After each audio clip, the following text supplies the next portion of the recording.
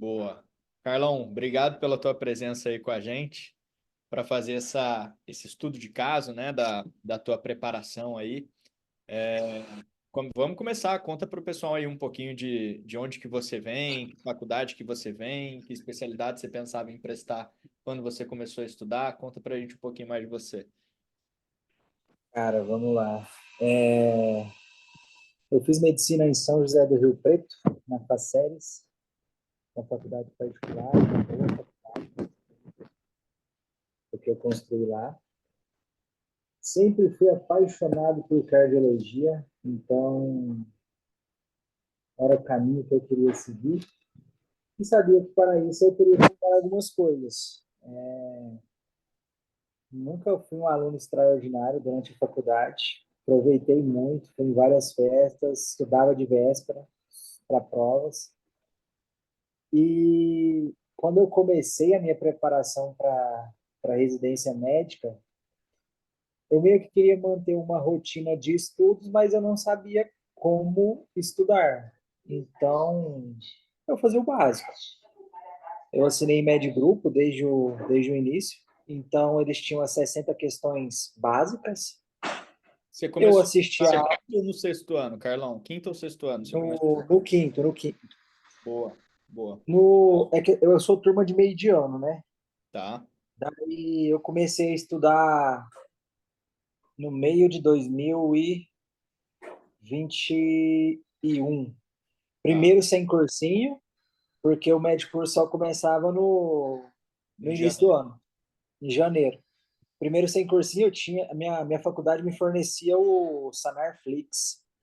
Uhum. Daí, de acordo com o que eu ia tendo nos estágios do internato, eu ia chegando em casa e dando uma estudada. Mas estudo teórico, zero atividade, só assistir aula no início. Uhum. Quando eu assinei o Med Grupo, estava no meio do primeiro ano do internato, daí eu fazia o básico. Ia assistir às aulas, sempre presenciais, porque eu matava tudo logo numa noite. Mesmo que eu ia ter um dia da semana um pouco mais cansado, eu conseguia resumir tudo ali.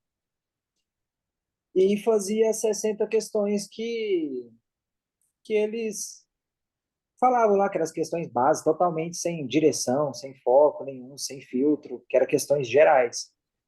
Obviamente, percentual de acerto horrível. Você lembra quanto era? Cara, no início, 40%, 45%, Tá. sabe? Não sabia nem fazer uma questão direito. Eu não sabia aplicar a teoria que eu tinha acabado de receber um dia antes. Assim, frustrante total. Fui na aula, prestei atenção, mas, cara, tá faltando alguma coisa. Não vou conseguir aprender isso aqui. É muito conteúdo. Aí já começava a síndrome do impostor e tudo mais. Não vai dar certo. E qual que você lembra, assim, que eram suas maiores dificuldades? Porque esse primeiro ano, pelo que eu entendi, né, 2022, foi um ano que você pegou o cursinho ali e tentou estudar sozinho. Foi basicamente isso. Foi. E qual que você lembra que eram suas maiores dificuldades, assim, quando você estava nesse pré-mentoria? Pré-mentoria, cara, É. fixar o conteúdo. Aham. Porque com o passar do tempo, eu até consegui aumentar um pouco do percentual de imediato.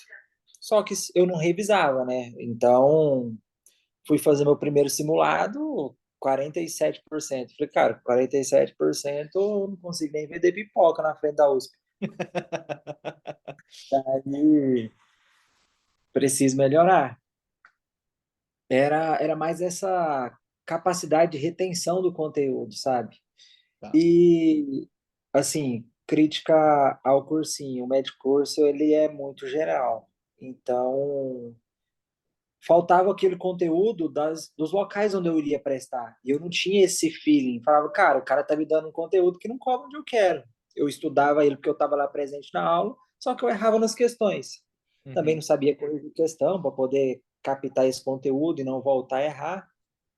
Tirava um print lá e falava, depois eu vou ler isso aqui. É aquele negócio.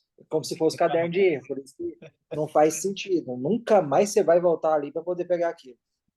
E você, então, muita dificuldade de trazer para o teórico, do teórico para o prático, muita dificuldade de absorver e reter esse conteúdo a longo prazo que você trouxe e de direcionar, né, para onde você queria passar, que você tinha a sensação que o conteúdo ele era dado de modo geral, mas você não sabia o que dali necessariamente você precisava absorver, você precisava levar para a hora da tua prova, né? E você chegou, Carlos, nessa época a você falou da retenção, né? Você chegou a revisar de alguma forma? Como que era a tua rotina de estudo nessa época? O que que você fazia na semana? Cara, por exemplo, eu vi a aula que era meu D1, que o cursinho oferecia lá, D1, D2, dava uma traduzida. Vi a aula que era meu D1 e eu dividia as questões. Só que, por vezes, eu tentava matar. Eu fazia 120 questões por semana só. Não Uhum, fazia nada além de 120, que era 60 de cada tema. Eu uhum, tentava matar essas 120 questões em 2 dias. tá. O restante eu ficava pro internato e assim, eu não revisava, Uhum, entendeu? Até tentei montar algumas estratégias de revisão, mas eu mais perdi tempo do que executei.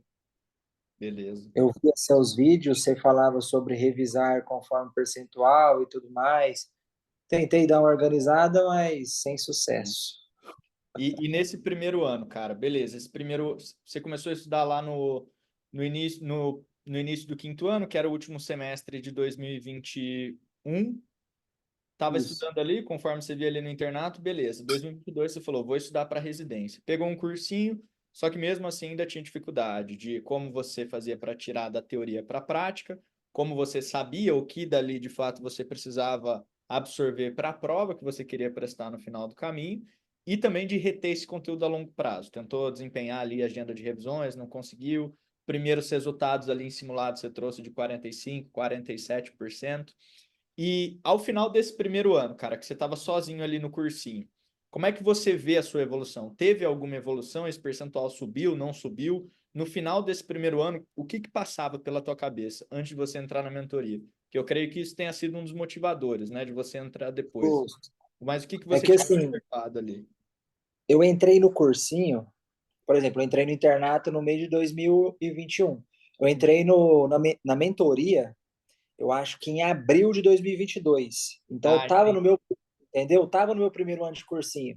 Só que eu Uhum. já tinha estudado previamente sozinho, fora de cursinho, e depois pro cursinho, só que eu não estava vendo diferença, entendeu? Só com o cursinho. Então ali eu já entrei no quinto ano, mais ou menos em maio do no quinto ano. Boa. E o que que você achou que mudou, então, uma vez que você entrou na mentoria? Quais foram as primeiras mudanças, assim, que você notou? Cara, primeiro que eu fiz um investimento que eu tinha que comprar ideia. É, era muita coisa diferente, sabe? Muita coisa que eu nem pensava em fazer. Eu tinha que acreditar. Uhum. Então, inicialmente, fazia aquela fragmentação do primeiro contato, que eu era ansioso, eu queria matar tudo de uma vez só. Matando tudo de uma vez só, se perdia.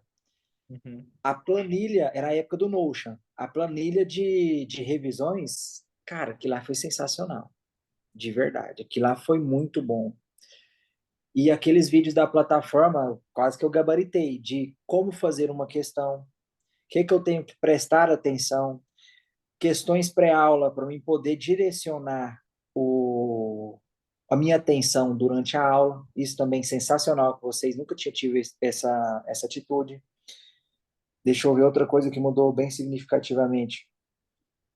A parte de retenção a longo prazo, porque com as revisões espaçadas, eu sabendo quantas questões eu tinha que fazer e quando fazer, cara, era só fazer, porque tá tudo pronto, entendeu? Não preciso gastar meio neurônio com a minha rotina, porque tá pronta. Eu só tenho que aplicar. E a partir do momento que o fator variável fosse eu e só executar, aí eu já sabia que ia dar certo. Uhum. Porque fazer eu fazia, só que eu não fazia certo. Aham. Entendeu?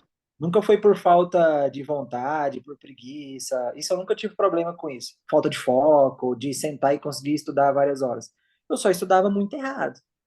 Então, depois que minha vida foi muito bem organizada, cara, a parte do trabalho mental também, com as monitorias mensais, isso é muito bom. Porque você tá ali esgotado, finalizando um mês, vai lá, tem aquele encontro ao vivo, aquelas dinâmicas que você sempre traz. Cara, deixa eu até te mostrar uma coisa. Ai, ai. Isso aqui, ó. Isso aqui é meu cantinho da fofura. Deixa eu mostrar para você o que que eu tenho aqui. É. Esse aqui foi o primeiro papelzinho que eu escrevi o nome da instituição que eu queria fazer. Ah lá, Clínica Médica Famerp e USP Ribeirão. Boa. Isso. Esse foi de quando eu entrei em 2022. Eu tenho esse aqui que foi de 2000 e do ano USP seguinte. Ribeirão, afunilou. Afunilei. Antes eu queria duas, mano. Eu escrevi no post-it, né? Aí falei assim: vou comprar um cubinho daqueles mágicos. Esse aqui é o cubinho das realizações. Guardo ele comigo até hoje. Boa, boa. Massa, massa demais. Entendeu?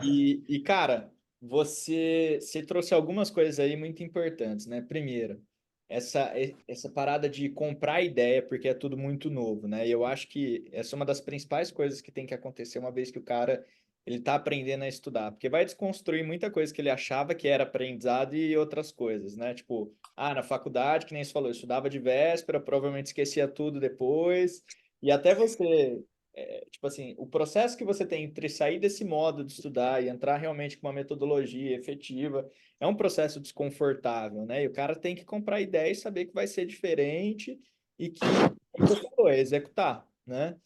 E outro ponto legal que você trouxe aí, que nesse início, né, não era sobre preguiça, sobre você não querer fazer as coisas. Não, você tinha foco, era dedicado, mas estava direcionando isso na direção totalmente errada. E isso daí conversa muito com o que era a minha preparação no início, né? A mesma coisa, tinha foco, tinha intensidade, mas, cara, às vezes você não precisa derrubar uma parede no soco, às vezes você pode pegar só uma escada, subir e pular um muro, entendeu? E é isso que muitas vezes as pessoas não veem, né? Acha que é só dedicação, não é só dedicação, não é só hard work pays off, né? Smart work com hard work. Então é, é a questão de você ir de modo inteligente. E aí você trouxe alguns pontos, né? Tipo, assistia as questões antes de ir para a aula. Isso é muito importante. Eu tava vendo um vídeo agora no almoço mesmo. Tava comendo, tava vendo um vídeo sobre metodologias de estudo ativo, né?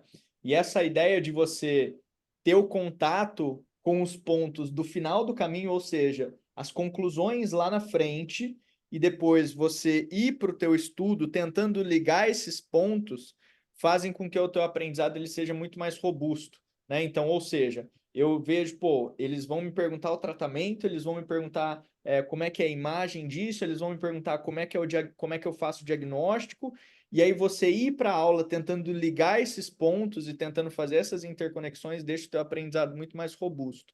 Né? Além de, claro, aumenta teu foco ali durante a visualização da videoaula, você consegue identificar o que realmente importa ali dentro, né? Que era uma dor que você tinha também, de saber o que de fato cai daquele conteúdo e fragmentar as questões ao longo da semana ali para você ter essas micro revisões, né, que você trouxe.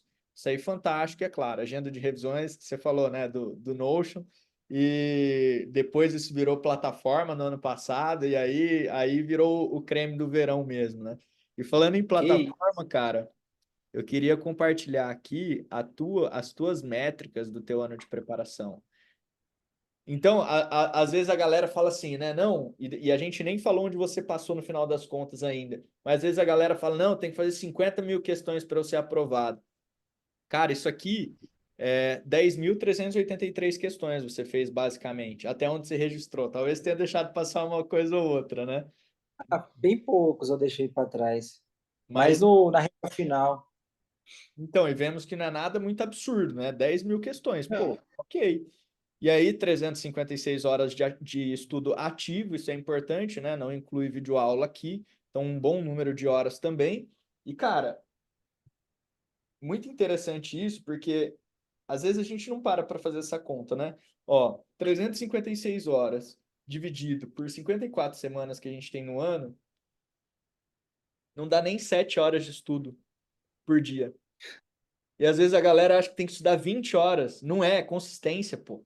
É você estar Não, ali não todo dia fazendo um pouquinho, um pouquinho. E esses números são muito bons. E aí, uma média geral que você conseguiu acumular de 83,9, muito massa. Essa daqui é uma média do seu segundo ano de estudo, né? E aí, antes da gente seguir aqui das suas métricas e fazer algumas outras observações, eu queria entender, poxa, beleza, você começou o quinto ano ali perdidaço, abril, maio, você entrou na mentoria, começou a executar a metodologia, o pré era um 47%. No final daquele quinto ano, você sabe mais ou menos em quanto que estava o teu percentual de acerto girando? sei, sei. Eu finalizei o quinto ano com 74% de acerto, Legal. que Então, era meu 47, objetivo. 74 no quinto ano. O quinto ano era meu objetivo, entrar no sexto ano com mais 70%. Legal, legal. E aqui a gente vê que no apanhado geral, né, de todos os primeiros contágios, de todas as revisões, de todas as provas na íntegra, o que jogaria o teu percentual teoricamente lá embaixo, porque é todo um acumulado, né, algo pontual do final do ano, mas a gente tem um acumulado aqui de 83%, quase 84%, né? Então, no acumulado, que já subestima o teu percentual no final do ano, justamente por ser acumulado, você já subiu aí 10%. E é uma coisa muito interessante aqui, cara, que a gente vê, por exemplo, muita gente começando o ano super intenso e queimando a largada antes da hora, né? Se a gente olha o teu tempo de estudo aqui, né? Como ele era bem comprimido aqui no limite inferior no início e como isso foi ascendendo ao longo do tempo aqui da tua preparação. Isso aqui é lindo de se ver, né? Se a gente traça uma mediana aqui, a gente vê que realmente foi um desempenho progressivo e ascendente, até quando no final do ano ali você teve seus picos de maior tempo de estudo por dia, né? Então eu vi aqui que você chegou a estudar 9 horas em um dia, fantástico. Mas essa ascendência que ela é interessante, não só aqui, né? Então a gente vê aqui, ó, teu número de questões, de novo, bem mais comprimido no início aqui, isso vai aumentando, se a gente vai traçando a mediana disso, isso vem de novo numa ascendente, né? Número de questões corretas, a mesma coisa. Teu percentual de acertos, por você já ter finalizado o quinto ano com 74, começou o ano bem, mas ele veio se mantendo, se a gente compara aqui, ó, tava pertinho do 80 ali, aqui já estava mais perto do 100, né? 96, 92. Então isso é uma constância muito mais no limite superior, né? Apostilas melhores e piores aqui não vou entrar no mérito, mas muito legal olhar aqui justamente por esses pontos que a gente citou. Primeiro, não foi um volume extraterréstrico de horas de estudo de questões feitas, foi Uhum. normal, 10.383 questões, 356 horas que a gente viu que não dá nem 7 horas por semana, uma ascendência de metas, uma ascendência de desempenho que fez com que você chegasse lá na frente ali com um desempenho bom, né? Uma coisa que eu quero te perguntar, cara, o que que você acha que mudou? A gente entendeu o que mudou de antes e depois da mentoria, né? Questão de primeiro contato, agenda de revisões, beleza. Agora, do quinto para o sexto ano, que você já estava na mentoria ali, o que que você acha que foi diferente do quinto para o sexto, cara? Para quem está entrando nesse jogo, estava estudando no quinto, agora está entrando no sexto, o que que mudou na tua preparação, você achou? Como eu já tinha feito um quinto ano, eu já tinha maior noção daquilo que era cobrado nas provas das instituições. Então, quando eu ia para a aula, eu já ia com outra mentalidade. E sempre que eu ia fazer uma questão, eu não só fazia questão, eu queria entrar na mente do autor dessa questão. O que que esse rapaz fez? O que que ele quer cobrar de mim? Qual que é o intuito dessa questão dele? Como que eu posso trazer a minha teoria e aplicar aqui? Como que aquilo que o cursinho me falou se aplica aqui? Como que ele aborda a questão, sabe? Eu sempre fazia as questões, assim, inicialmente, sempre as 10 primeiras, muito pausadamente, para depois dar um gatilho, para depois ir de forma mais fluida. Então, esse olhar crítico em cima das questões possibilitou esse aumento significativo do percentual no último ano. Porque, assim, a gente sabe que sair dos 50 e cair nos 70 é relativamente tranquilo, mas depois dos 75 para frente, meu amigo, aí o negócio fica difícil, porque é no detalhe. Então a gente precisa do detalhe. Exato, exato, exato. Eu gosto sempre de fazer um paralelo, cara, dessa questão da ascensão de percentual, né?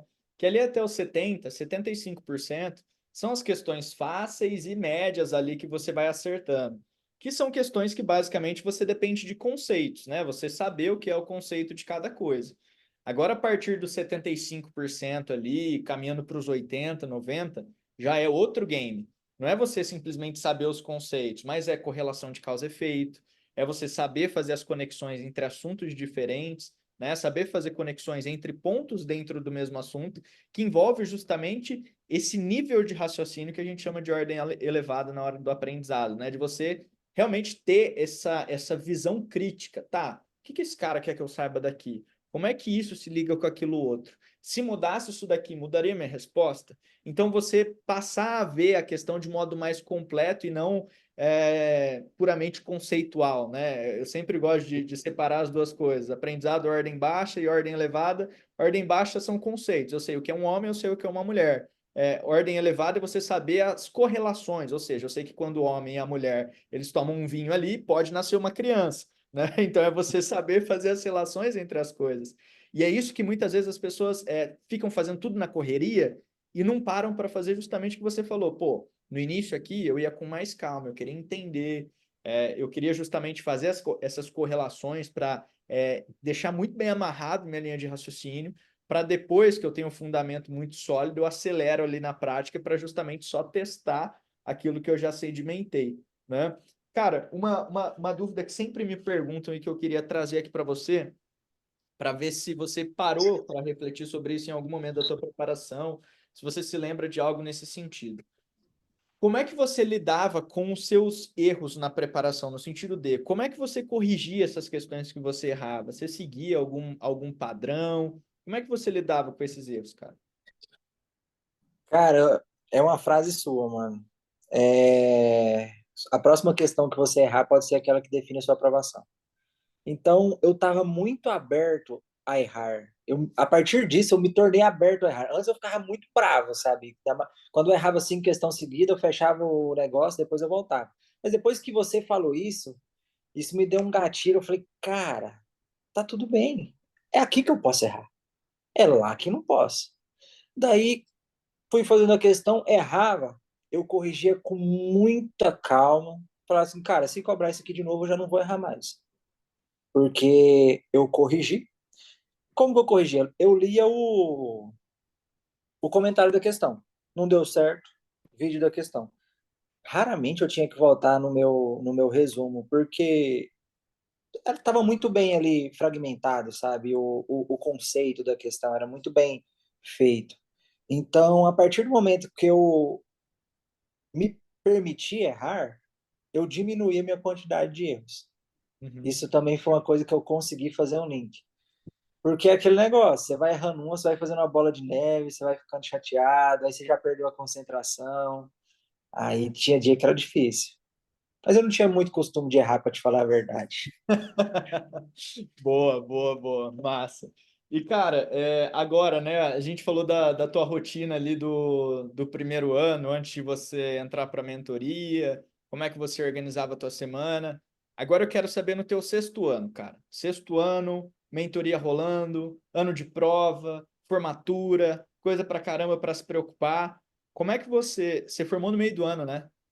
Por meio do ano. Como é que você organizava? Aí são duas perguntas. Me conta como era uma semana do Carlos no final do sexto ano estudando para residência e como era uma semana do Carlos pós-formado ali estudando para residência. Cara, vamos lá. Inicialmente, no início do sexto ano. No último ano de preparação, né? Eu não queria queimar a largada. Então, eu comecei muito tranquilo, muito de boa. Eu já tinha a metodologia do plano fragmentada, porque eu tinha começado no quinto ano. Então, eu já sabia o que fazer. Meu terreno estava muito bem arado pelo aquilo que eu produzi no quinto ano. No quinto ano eu dei uma sofrida, mas no sexto foi muito tranquilo. Então, minha rotina era basicamente assistir a aula, dividir as questões. Eu adoro todo santo dia, todos os dias eu ia no CrossFit. No sexto ano, dava para bater as metas até o meio do ano de forma bem tranquila. conseguia organizar de forma, sendo redundante, conseguia organizar a semana bem. É, Só que assim, a minha prioridade era os estudos. Eu só fazia o além a partir do momento que eu tivesse em dia com meus estudos. Então, batia a meta semanal, cara, todo final de semana eu saía com meus amigos, eu bebia, eu ia para casa da minha namorada, eu ia pro rancho, eu fazia, e assim, cara, eu não estudava de sábado nem de domingo, não estudava. Eu estudava de segunda a sexta. Sábado e domingo eu só fui começar a estudar lá no final, depois do meio do ano, depois de formado, mas no início eu não estudava. Só que eu estudava muito bem durante a semana. Eu me conhecia, sabe? Eu sabia que eu conseguia render muito bem no período da manhã, bem no período da tarde, e eu conseguia render no máximo 1h30 à noite. Então eu organizava de acordo com o meu rendimento, com o que eu conhecia de mim. Isso até o meio do ano. Depois que eu me formei, e assim, eu sempre antecipava quando eu tinha um compromisso. Beleza, semana que vem eu tenho, sei lá, uma festa. Cara, não quero estudar. Tinha médio curso, é 2 temas por semana. Jogava um tema para pré, jogava um tema para pós. Pegava a meta da semana e dividia por 3. E eu vivia a semana. Assim, dessa maneira, eu poderia curtir a festa com muito mais tranquilidade, porque eu já adiantei um conteúdo e eu já sei como eu vou finalizar esse conteúdo depois. Então, assim, eu sempre. Minha vida tá na palma da minha mão. Tipo, eu sou muito metódico mesmo. Eu sei exatamente aquilo que eu tenho que fazer. E então, tendo a minha vida sob o meu controle, eu conseguia ficar muito confortável. Assim, momento algum, eu ficava nervoso, momento. E assim, eu consegui me apaixonar pelo processo. Tinha vezes que eu até esquecia para que eu estava estudando. Ah, eu estou estudando para a prova de residência. Não, eu só estava estudando, sabe? Eu só estudava e estava tudo bem. Eu nem lembrava que ia ter prova. Cara, eu gosto do conhecimento, eu gosto da profissão que eu escolhi. Isso aqui não é só para a prova, isso aqui também é para a vida. Todo o conteúdo que eu via, assim, existe a diferença. Para a prova, para a vida. Mas todo o conteúdo que eu via, eu falava assim, cara, na minha prática médica, como será que isso aqui pode me ajudar? Que eu posso pegar disso aqui para poder fazer uma clínica melhor, para poder trazer o bem para o meu paciente? Então, eu também tinha essa visão crítica em cima dos conteúdos, entendeu? Uhum. Não, cara, o tanto de ouro que saiu aí, se o cara prestou atenção em cada coisa que você falou, eu acho que saem aprendizados não só estratégicos, né, mas da forma como você encara aquilo que você está fazendo. Isso que você acabou de falar de, porra, beleza, você pode até estudar de uma forma diferente para a prova de residência, para a vida, no quesito metodologia, né? Mas, cara, o que você está estudando para residência, invariavelmente você pode acabar usando na tua rotina de médico depois. Então, não é essa parada de, ah, não, estou estudando para passar no final do ano. Não, porra, você está estudando.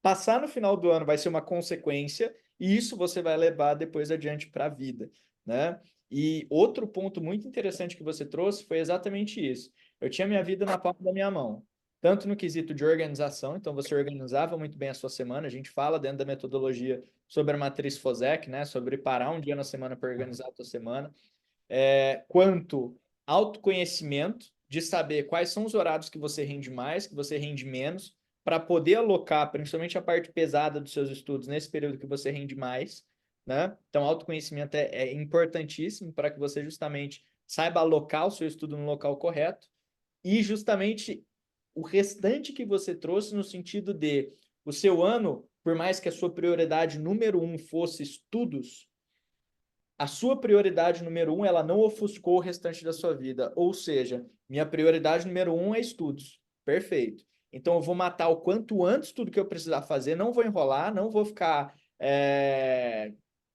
atrasando estudo, porque eu sei que isso vai fazer mal para minha cabeça. Eu não vou enrolar, vou fazer o que precisa ser feito o quanto antes, para no final de semana eu poder ir numa festa, para no final de semana eu poder ir pro rancho, poder ficar com a minha mulher. Isso é perfeito. E é isso que não entra na cabeça das pessoas. Elas ficam enrolando tanto para fazer o que precisa ser feito que chega depois não tem tempo para fazer porra nenhuma mesmo, né? Ao invés de, tá, beleza, eu preciso fazer isso daqui, deixa eu me organizar bem, deixa eu entregar logo, que aí eu consigo ir na academia todo dia. Você falou do cross aí, né? Que você ama ir pro cross, vai pra academia todo dia, porra, chega no final de semana, sai, curte com a família, curte com a namorada, relaxa, para que na semana seguinte, nos dias que você tem que fazer o que precisa ser feito, você consiga de fato executar, né? Mas, cara, é uma visão muito que conversa muito com o que a gente fala dentro da mentoria, justamente, né? De você não largar a tua vida de lado. E fico feliz de que você tenha conseguido executar isso aí. E conta pra gente agora, Carlos, pra gente amarrar aqui todo esse nosso bate-papo.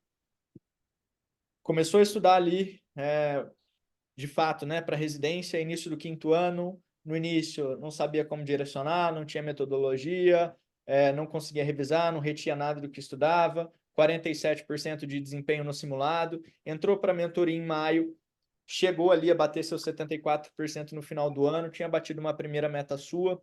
Agora eu quero saber, o cara que fez 47 lá no início da preparação do quinto ano, enquanto chegou esse percentual no final do sexto, e quais foram teus resultados, cara? Fala aí pra gente.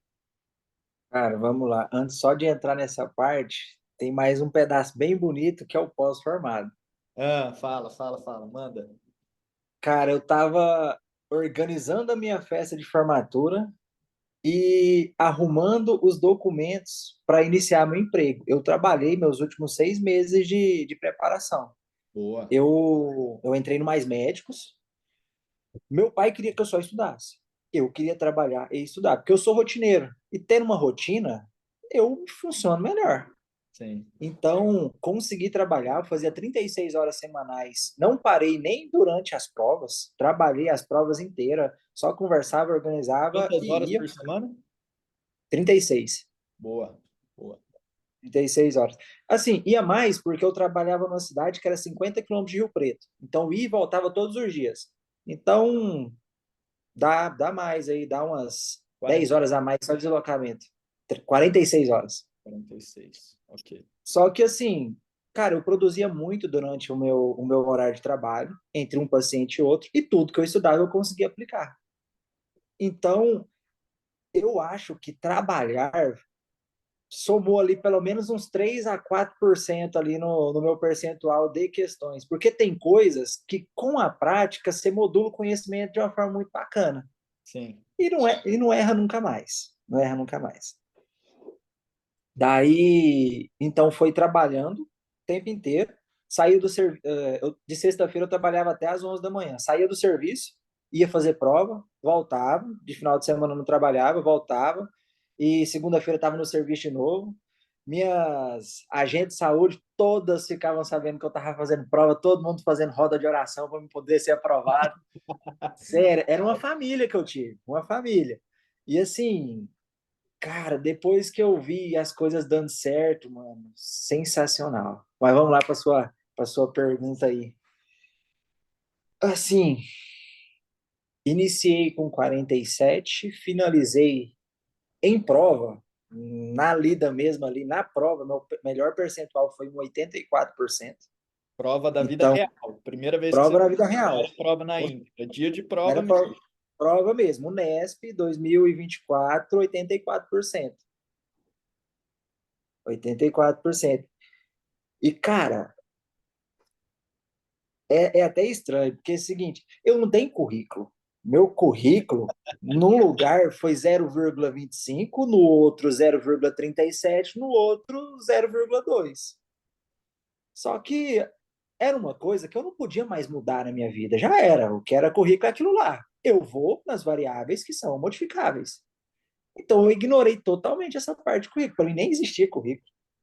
Até pra você ter noção, eu fiz 84% na prova e não passei de chamada. Eu tive que esperar rodar, Aham. entendeu? Mas roda, às vezes tá roda. Que isso.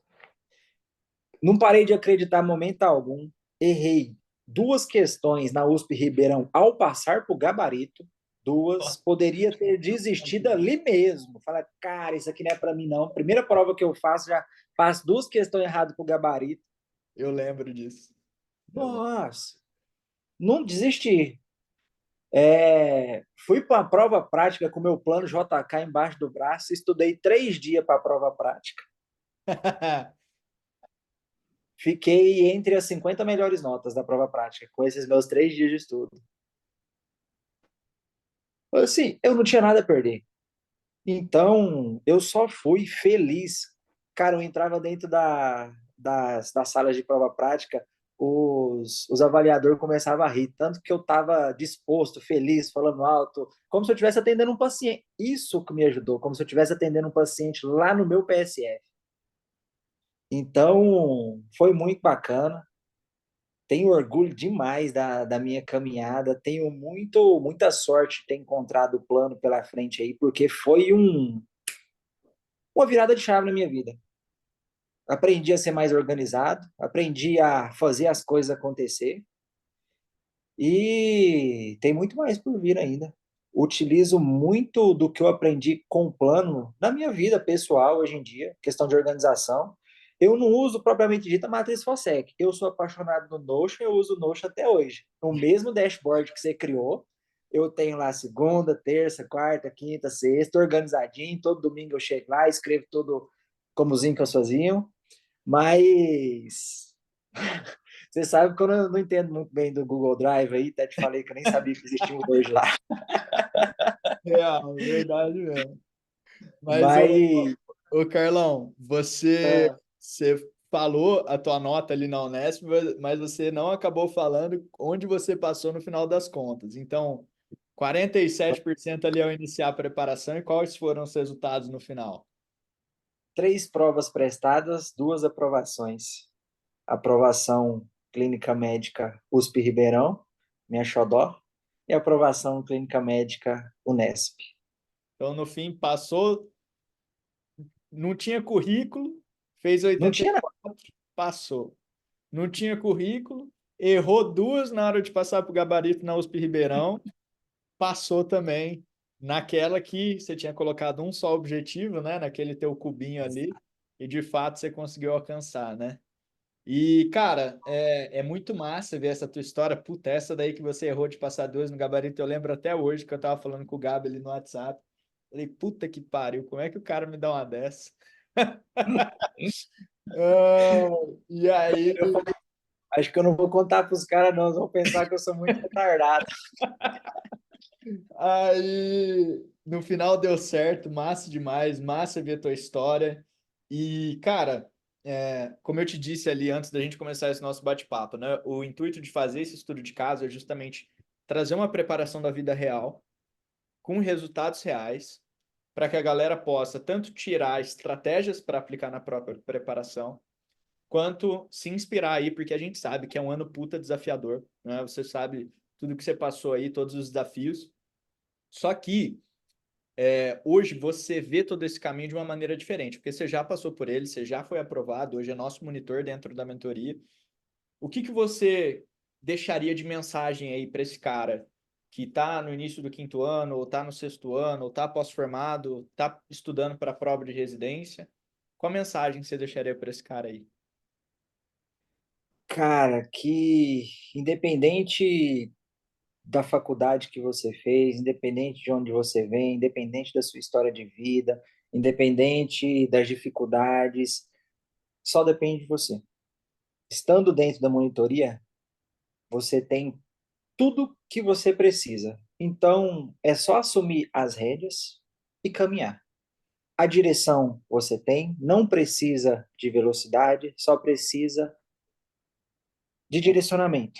Nesse momento, o mais importante é a direção e não a velocidade. Vai tranquilo, vai com calma, mas vá todos os dias. Todos os dias. Tem que ser a sua prioridade. É um investimento, um alto investimento. É para você isso. E é a profissão que você escolheu. É muito mais do que somente um nome na lista. É ser bom, é ser capaz de fazer o melhor pelo seu paciente, é ter domínio daquilo que você escolheu para a sua vida, daquilo que você vai exercer pelo resto da sua vida. Porque a medicina é isso. É, é muito mais do que um mero status. Nem pode ser um status. Tem que ter paixão e tem que fazer as coisas acontecerem do melhor jeito possível. A gente mexe com vidas. Exato, exato. Valeu a pena? Demais da conta. Faria exatamente a mesma escolhas que eu fiz. Pô, tá curtindo aí na USP Ribeirão? Essa noite eu fiz meu primeiro plantãozinho na UCO, cara. Nossa, então eu vou Que até pausar a isso, gente. gravação aqui para você me contar que tem coisa que não dá pra... Carlão, obrigado. A gente vai continuar o bate-papo aqui, mas obrigado por ter compartilhado aqui. Ó, saiu o joinha aí. Obrigado por ter compartilhado a tua história. Com certeza vai inspirar muita gente. E deixa eu pausar aqui para a gente continuar essa conversa.